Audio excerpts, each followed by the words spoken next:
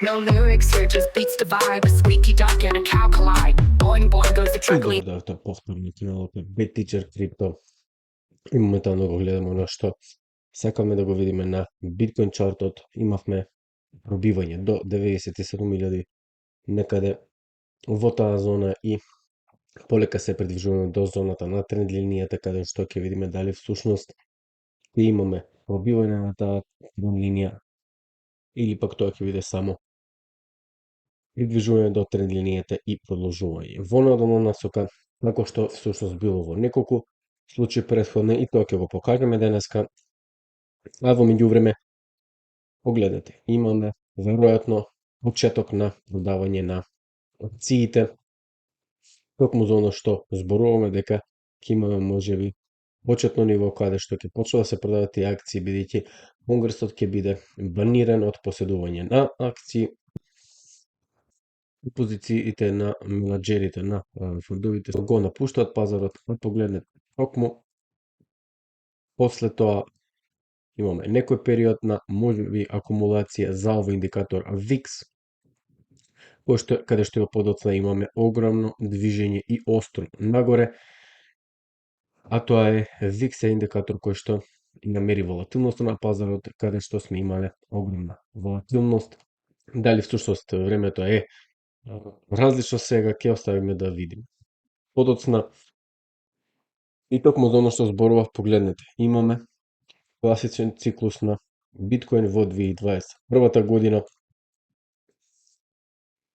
Потоа имаме во таа bear година имаме движење на цената нагоре и точно до оваа линија околу 48-50.000, каде што го формираме овој бранд Б.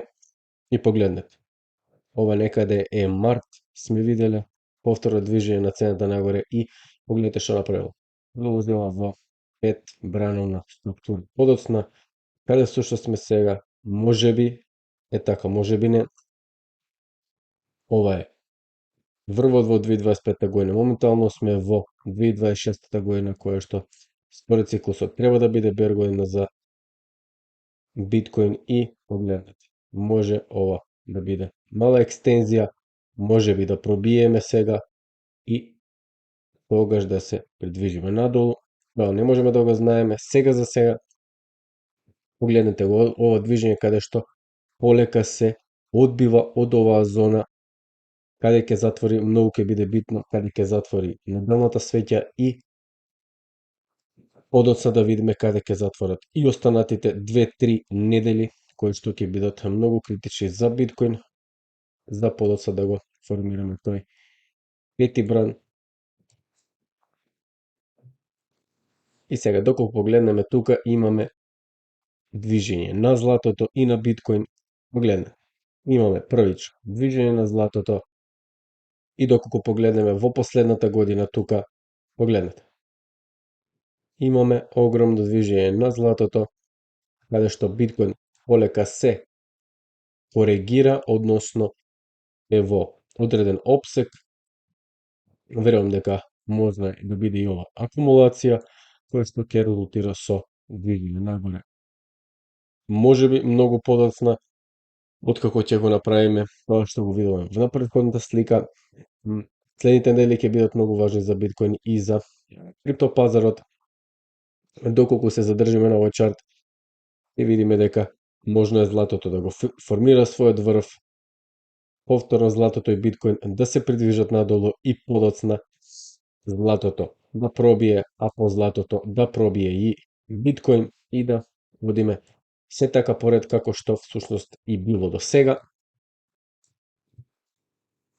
А доколку го намалиме временскиот период на кој го гледаме Биткоин, ќе можеме да забележиме една структура која што се нарекува Head and Shoulders, која што има свој таргет до 89.000 за Биткоин, каде што е поставено огромно ликвидити. Видовме во претходните видеа каде што всушност бараат големите играчи. Големите играчи ги бараат парите на ритейл трговците, кои што 90% од времето се во загуба за всушност да го соберат тоа ликвидити тука и можеби да ја вратат повторно цената нагоре, доколку тоа е планот.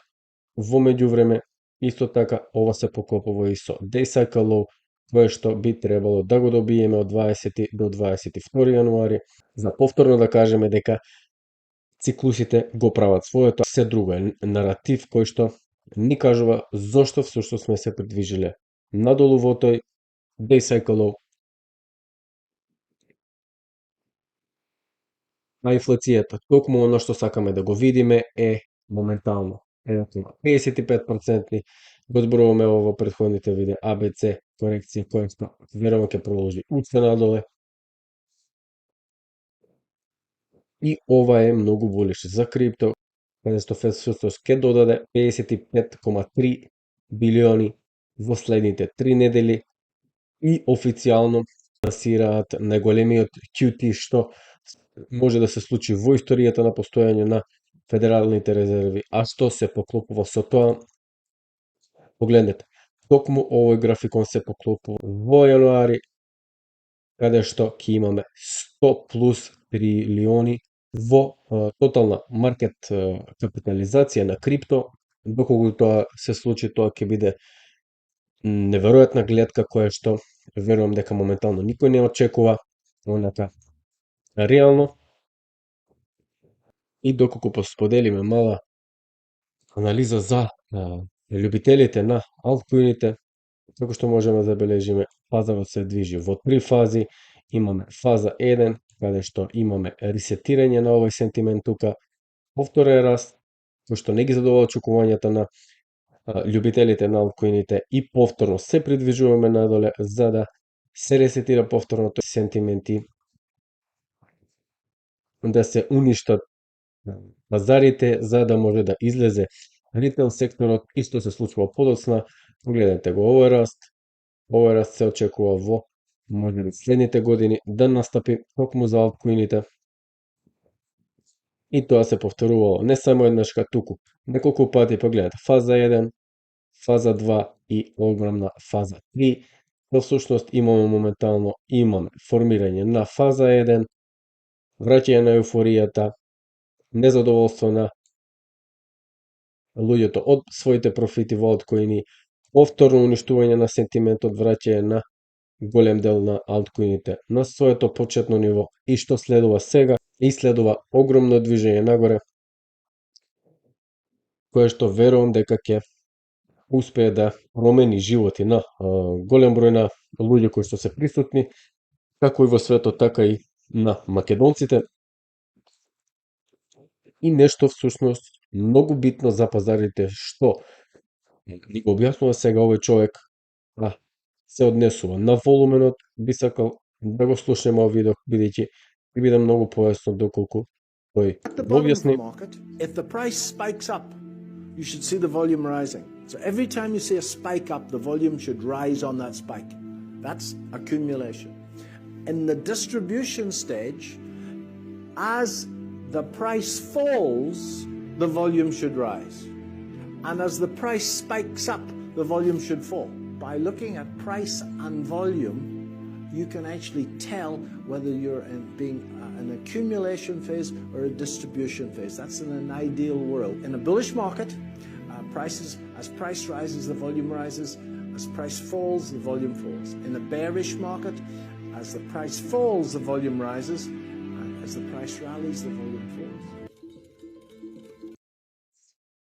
И што всушност имаме доколку погледнеме на неделно ниво? Погледам. Зголемување на волумет во падот, ова е всушност Етериум. Доколку се навратиме на биткоин, погледнете го.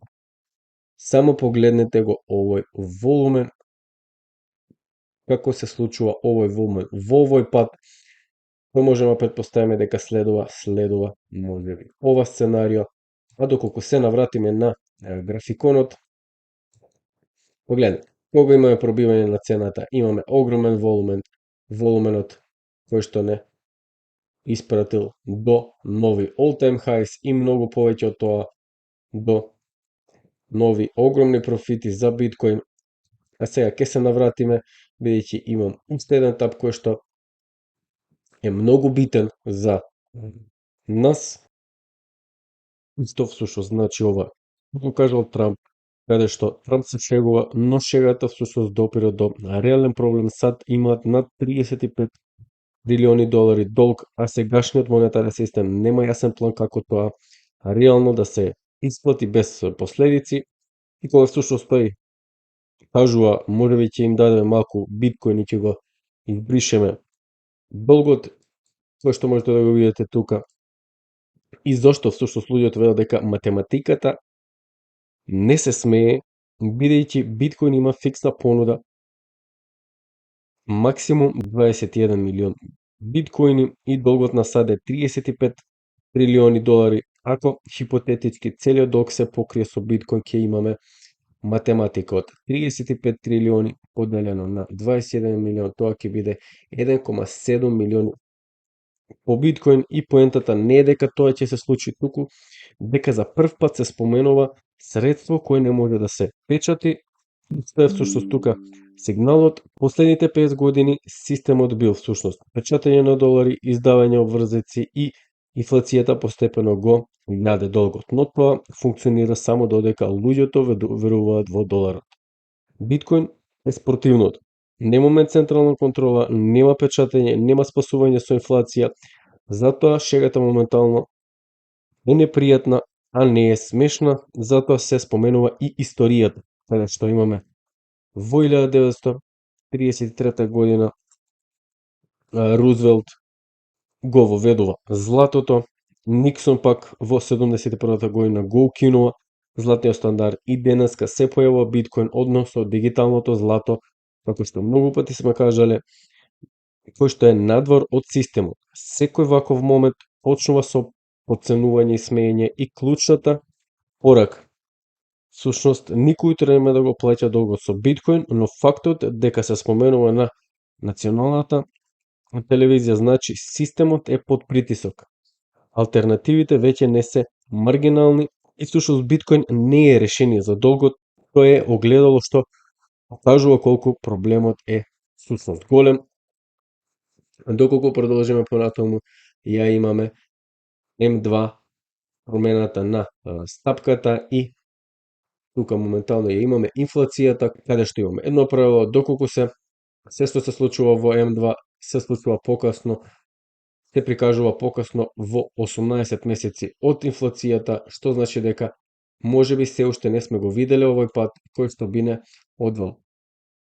Тука да поминеме малку време во дефлација и доколку се тоа што го зборуваме се исполни, да имаме големо принтање на долари, каде што подоцна повторно ќе се придвижиме кон тој циклус на инфлацијата. И моментално, доколку го погледнеме биткоин на дневен чарт, на кратко, само да видиме што всушност се случува. Таа зона што ја зборувавме, ќе го нацртаме овој опсек тука, моментално сме пробиле на тој опсек и консолидираме. Ова е булиш на краток период, дали ќе биде на долг рок, ќе остане да видиме. И како што кажуваме, се уште не сме се придружиле до тие 100.000 психолошка бариера, која што ја очекуваме моментално да стигнеме и да видиме што всушност тука да се случува. Но пред тоа да го направиме, може всушност да добиеме пат, да дојдеме, да ги ликвидираме тие позиции тука, да го формираме тоа day cycle и подоцна да поминеме уште малку време над ова тренд линија. И отприлика тоа е тоа што сакав да ви го споделам денеска. А вие претплатете се на каналот и се гледаме во следното видео. Поздрави, чао, чао. Crypto crazy, it's a digital game. Lost my wallet and forgot my name. Up and down like a kangaroo. Who knew my money could just vanish too? Mining dreams with a pickaxe app. Electric bill gave my wallet a slap. NFTs of cats in a hat. What am I doing? I can't handle that. Crypto crazy, it's a digital game.